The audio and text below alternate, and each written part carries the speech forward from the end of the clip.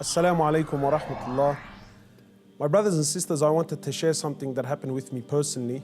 Not too long ago, I went to visit a friend of mine whose mother was dying of cancer.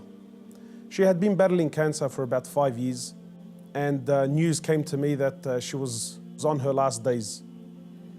So I went to visit the brother, and as I sat down with him, he was explaining to me that his mother is going through that state of sakarat al-maut, conscious and unconscious, and that the cancer was really starting to spread all over.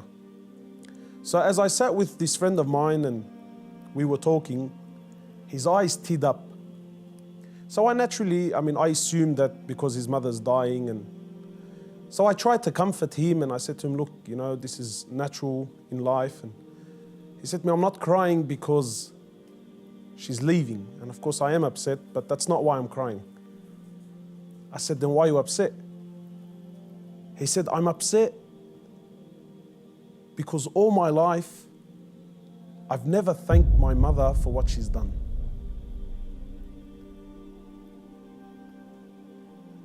And honestly, I can't explain what happened to me when he said these words, He said, all my life, I've never once in my life said thank you to my mum. He said, and now that she's sitting in the next room and she's alive, but she's conscious and unconscious, and even if I spoke to her, she's not going to be able to understand or comprehend the words that I'm saying. And wallahi, my brothers and sisters, this really affected me. That all his life, all of our lives, for those of us who are fortunate enough that their mothers are still around, my mum has been there all my life, never failed me once, and never once have I ever come to her and just said thank you. And not one of those thank yous with some flowers, and that's a good thank you, but those really deep thank yous. That thank you that if she left me now, I've told her and I've thanked her from the depths of my heart. Wallahi, my brothers and sisters, I haven't been able to forget this. That when was the last time you thanked your mother? When was the last time you showed your mother genuine appreciation for everything that she's ever done? Or are we going to be like those, or are we going to be of those who, when our mothers leave us permanently, then we will sit back and remember and start to regret that I didn't take advantage of the opportunity when I had it. My brothers, in many places around the world, they celebrate this thing called Mother's Day. And it breaks my heart because in Islam, in truth, Mother's Day is every day.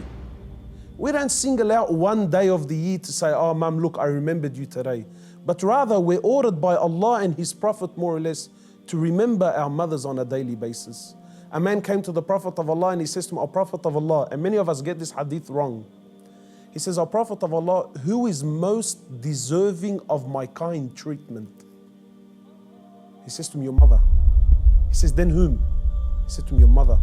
He said to him, then whom? He said to him, your mother. He said, then whom? He said, then your father. Many of us, we interpret this to be love, that my mother is most deserving of my love. No, the person that is most deserving of your kind treatment, of your money, of your health, of everything that you possess, the person that is most deserving of this more than anyone, above all, is your mother, then your mother, then your mother, and then your father.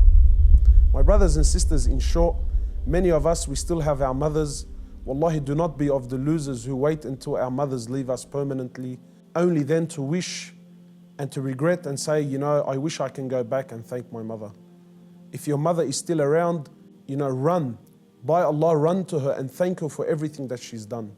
We ask Allah subhanahu wa ta'ala to make us of those who have the best relationship with their mothers, and we ask Allah subhanahu wa ta'ala to give them Jannah.